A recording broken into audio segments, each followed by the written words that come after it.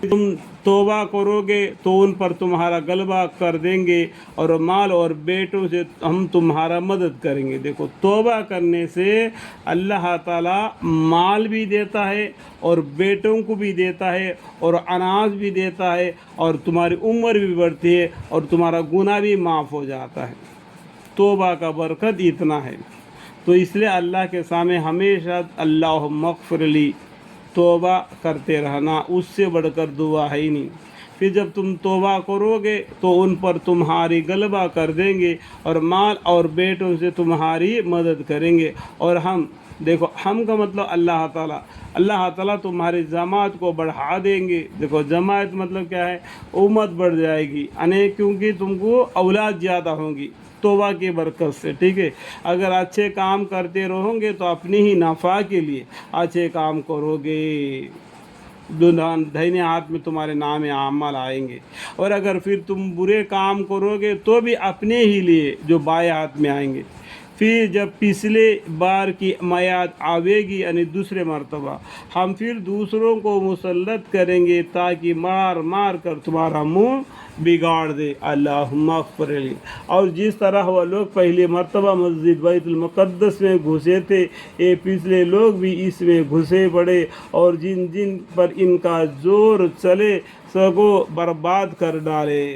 تو آج کل بھی دنیا میں دیکھ رہے ہیں نا، آئے دن نیوز میں کیا آتا ہے، یہودی کیا کہ بیت المقدس کو میں گھسنا اور امریکہ ساتھ دینا، یہ جو کچھ آج چل رہے ہیں نا، یہ قیامت تک کے لیے یہودی اور مسلمانوں کا یہ چلتے ہی رہے گا۔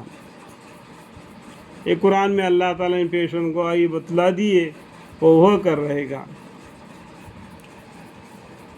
اور اگر آئندہ اسلام کا اتباع کرو گے تو عجیب نہیں کہ تمہارا رب تم پر رحم فرمائے، یعنی اسلام کا اتباع کرنا۔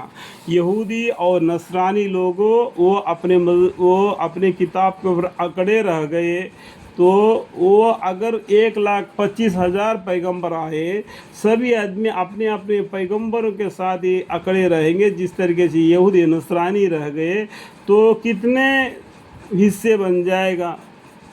تو اس لیے اللہ تعالیٰ نے قرآن اور اسلام کو پسند کر دیا، اور جو گزر گیا زمانہ وہ گزر گیا، لیکن وہ لفظ کو لے کے بیٹھ گئے۔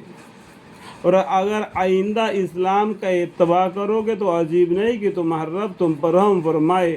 اور اگر پھر وہی شرارتیں کرو گے تو ہم کا مطلب کیا ہے؟ اللہ تعالیٰ بھی پھر وہی کریں گے جو اس سے پہلے تم کو جو سزا دی تھی۔ اس سے پہلے میں نے آپ کو پڑھ کے سنایا تھا، یہ قرآن میں مندرج ہے، پہلا 15واں پارہ، پہلا پیجی آخری سے اور دوسرے پیجی میں تک، ٹھیک ہے۔ اور ہم